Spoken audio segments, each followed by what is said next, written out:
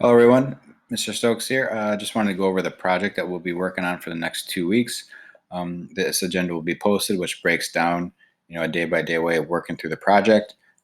Basically, we're working on about 2 pages at a time, all the way through next week. Remember, the next 2 weeks are shorter 4-day weeks because of the holiday, and then we'll finalize everything up on Friday with just a survey about the project and an online game. So let's take a look at the project itself. I'll walk you through page by page, just to make sure we know everything that's on each page and directions.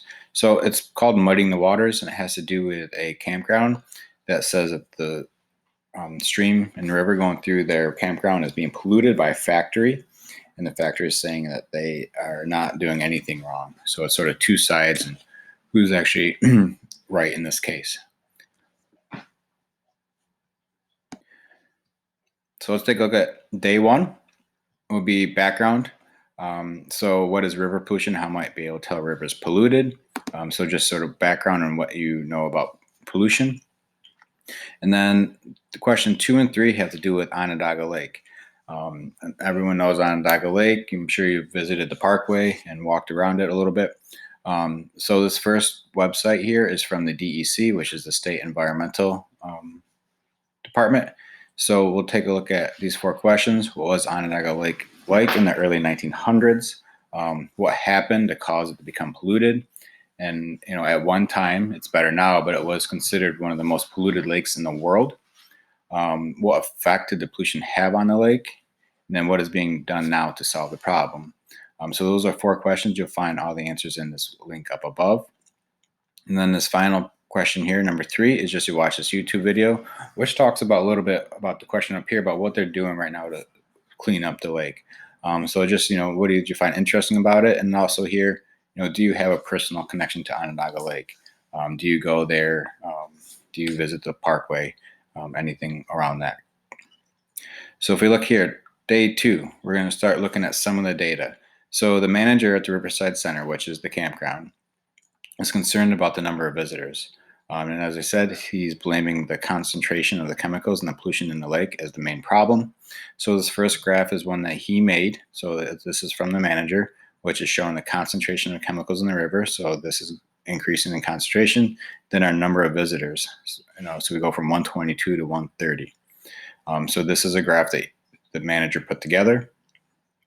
And then if we look here, here's another one where he talked to 18 visitors and asked them if the odor you can smell from the pollution in the river, if that affects your enjoyment of the center. So here's a pie chart showing yes, no, and not sure. And then he wrote a letter to the environmental officer, which would be like writing a letter to our DEC about the charts and what he thinks is going on. So you take a look at that data, the 2 graphs, the letter, then you answer these 2 questions. Describe in detail what you think the 2 charts show. And then do you think the Riverside manager's argument is fair, and make sure you explain your reasoning. So that's day 2. Answer those 2 questions, looking over these 2 graphs, and what do you think about the manager's side of things. So then we get to day 3. We're going to take a look at some more data. Actually, what we're going to do here is that the environmental officer is talking to assistant DA. So remember, assistant DA is the district attorney, which is like the lawyer for the area. So this will go into a discussion where the environmental officer and the DA are talking. So they'll go through a discussion, they'll look at more information. So here again, we got the chemical, the concentration in the water, and the years, over 3 years. So again, they talk. And then the second part now that the DA found out this information, he goes to the factory owner and talks to the factory owner. So this is their conversation. So again, you just go through and read it and see what you think about it. So that's day 3, just reading about it. What do you think? If you want to, we'll actually put something right here. If you want to add what you think. So, in this case, you're going to be sort of the judge at the final. So you can jot down some notes about the discussions from the 2, the factory owner and the DEC officer talking to the lawyer, and what you thought about their discussions. So day 4, now we're going to take a look at the notes. So now we're actually getting into a case. And as I said, you're going to be the judge. So after each presentation of evidence, you're going to jot down in the judge's note section what you think. So this first part here is the map of what's going on. So this is your campground, this is your factory, and this is a lake. And then you got your river coming in and your river going out. So the arrows show what way the water's flowing, and it tells you site A, B, C, and D, which would be important to know for some of the other evidence. So just, again, based on that piece of evidence, the map, what do you think? Just jot down your judge's notes. Exhibit 3, this is the graph that was presented up in the discussions. What do you think about it? Again, so this is over 3 years, 2008, 9, 10, and then the chemical concentration in the river water. And they got a little bit of a discussion going on here. So again, what do you think about the note? What do you think about that graph? And then here's another from the factory owner, something that he said. So you read through that, jot down what you think. And that's for day 4. So just look at those couple pieces of evidence. Day 5, we're going to keep working at the evidence. So here's from the factory owner. They show that how they've been watching the birds around the factory. And then you can see from the chart, the increased number of birds around. There's another sign of a healthy river. So this is the survey of number of birds seen next to the factory in one afternoon. So 2008 was down here, 2010 it goes up to here, so it went from 83 to 89. So again, jot down what you think about that piece of evidence. Here's another piece of evidence. So there has been an increase in the amount of diseased fish in the river. So they're looking at site A. So again, if you go up to the map above, you see where site A is.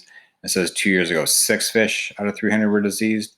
Last week, 64 out of 1,600 were diseased. So what does that tell you? Again, jot down in your notes. Here's another piece of evidence. Now they're looking at the number of invertebrates. And again, that's site A, B, C, and D, which you can go back to your map and look at. And it's 2 years ago, how many there were and how many there are now. So again, just take a look at that. Remember, invertebrates are going to be like, say, like the zebra mussels and those kind of things that are in the river. Animals without a backbone. So even insects. So they looked at a lot of different things. So again, jot down your notes there. And that's the end of the data. So that's day 5. So the final part, so this is sort of like day 6, 7. You're going to write down, it should be a nice paragraph about now that you've looked over everything, you've seen both sides of the case. If you're the judge, what decision would you make? Who is in the wrong? Is the factory polluting the lake, or is the campground making false accusations? So make sure you state, what your verdict is, and then using the data above, support it. So that's the important thing, to make sure you support it with the data above. So that's the project. The one thing I will want to make sure you do when you're working on this is look at the charts and the data carefully, okay? And the whole point of this project is to make sure you interpret data properly. What are the graphs really showing? Even though it might show a strong relationship, is it really a strong relationship? Like we talked about the correlation, is it really strong? Or are they making numbers work for themselves? And this is an important real life thing to work on, especially now if you think about it as we go into the next few months where they're going to be doing presidential elections and surveys. You're going to see graphs and data showing, the percentage of people for this and that. And, it's important to really look at the numbers and see what they're trying to show you. So good luck with this. I know if you have questions, make sure you let us know. Pop into the Google Meets with questions, as we'll go over this, every couple of days to make sure everyone's all set. Good luck.